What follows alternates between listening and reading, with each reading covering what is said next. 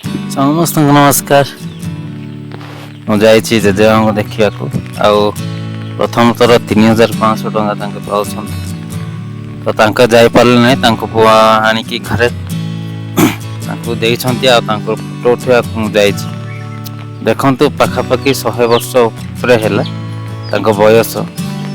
ସେ ମୋତେ ବି ଚିହ୍ନି ପାରୁନାହାନ୍ତି, ଆଉ ଏ ବର୍ଷରେ ବି ବଞ୍ଚିଛନ୍ତି। ଆଉ ବହୁତ ସୁନ୍ଦର ବିଷୟ ଦେଖନ୍ତୁ। ଆଉ ଆମେ ବଞ୍ଚିବା କି ନାହିଁ ଗ୍ୟାରେଣ୍ଟି ନାହିଁ, କିନ୍ତୁ ଜେଜେମା ବହୁତ ପୁରା ଅରିଜିନାଲ ଖାଦ୍ୟ ଖାଇଥିବେ, ସେଥିପାଇଁ ଏତେ ଯାଏଁ ତାଙ୍କର ଜୀବନ ବଞ୍ଚିଛି। ଏବେ ବି ବହୁତ ଭଲରେ ଅଛନ୍ତି। ବର୍ଷା ହଉଥିଲା, ବହୁତ ବର୍ଷା ବି ହଉଛି, କିନ୍ତୁ ଏବେ ନିଆଁ ଲଗେଇ ତାଙ୍କ ପୁଅ ସହିତ ତାଙ୍କେ ଏଇଠି ନିଆଁ ପଉଁଥିଲେ। ମୁଁ ଯାଇଥିଲି, ଆଉ ତାଙ୍କ ଫଟୋ ଉଠେଇବାର ଅଛି। ଦେଖନ୍ତୁ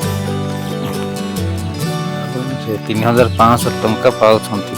ପ୍ରଥମ ଥର ପାଇଁ ତାଙ୍କୁ ଭତ୍ତା ମିଳିଛି। ବର୍ଷା ବି ହେଉଛି, ଏପଟେ ଚାଷ ବି ବିନ୍ସ ଫିନ୍ସ ଲଗେଇଛନ୍ତି। ତ ବହୁତ ସୁନ୍ଦର ଦେଖନ୍ତୁ। ଆମେ ବଞ୍ଚିବା କି ନାହିଁ କମେଣ୍ଟ କରନ୍ତୁ ଜେଜେମାଙ୍କ ପାଇଁ ନିଶ୍ଚିତ। ଆଉ ସେ ଆହୁରି କେତେ ବର୍ଷ ବଞ୍ଚିବେ, ମୋତେ ଯାହା ଲାଗିଲା ତାଙ୍କୁ ଦେଖି, ତାଙ୍କ କଥା ହେଇକି ମୋତେ ଟିକେ ଜାଣିପାରିଲେ ନାହିଁ, ଦେଖିପାରୁନାହାନ୍ତି, କିନ୍ତୁ ତାଙ୍କେ ବହୁତ ସୁନ୍ଦର। ଯେତେବେଳେ ସେ ଦେଖୁଥିଲେ ଆମ ଘରକୁ ବି ଆସିକି ଯିବାର, କିନ୍ତୁ ବର୍ତ୍ତମାନ କେତେ ଦିନ ହେଲା ସେ ଦେଖି ତାଙ୍କ ଆଖି ଦୃଷ୍ଟି ବି କମିଗଲା। ତ ସେ ସେଥିପାଇଁ ତାଙ୍କେ ଖାଲି କଥା ହଉଛନ୍ତି, କଥା ହେଲେ ଦେଖି ପାରୁନାହାନ୍ତି, ଆଉ ଚିହ୍ନି ପାରୁନାହାନ୍ତି, କିନ୍ତୁ ବଞ୍ଚିଛନ୍ତି। ଧନ୍ୟବାଦ ଏତିକି ଯାଇ।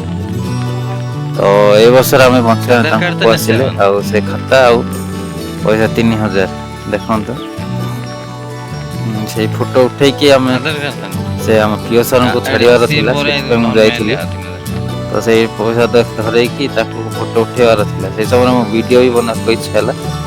ତ ମୁଁ ଏଇ ଭିଡ଼ିଓଟା ସୋସିଆଲ ମିଡ଼ିଆରେ, ମୁଁ ୟୁଟ୍ୟୁବ୍ ଚ୍ୟାନେଲରେ, ମୋ ୟୁଟ୍ୟୁବ୍ ଚ୍ୟାନେଲରେ ଅପଲୋଡ଼ କରୁଛି। ଆଉ ସେଇ ବିଷୟରେ ଆପଣମାନେ କମେଣ୍ଟ କରନ୍ତୁ ଜେଜେମାଙ୍କ ବିଷୟରେ।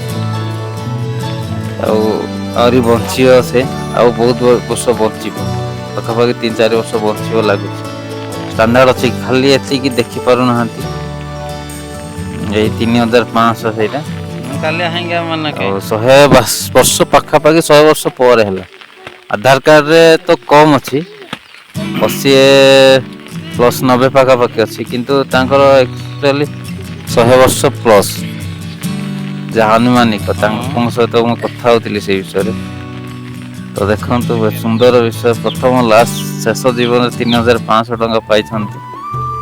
ଆଉ ଦେଖନ୍ତୁ ତାଙ୍କର ଚେହେରା, ଏବେ ବି ତାଙ୍କର ଆଗ ଆଦିବାସୀ ଲୋକ ଆମର, ତ ତାଙ୍କର ମୁହଁରେ କେମିତି ସେ ଇଏ କରିଛନ୍ତି।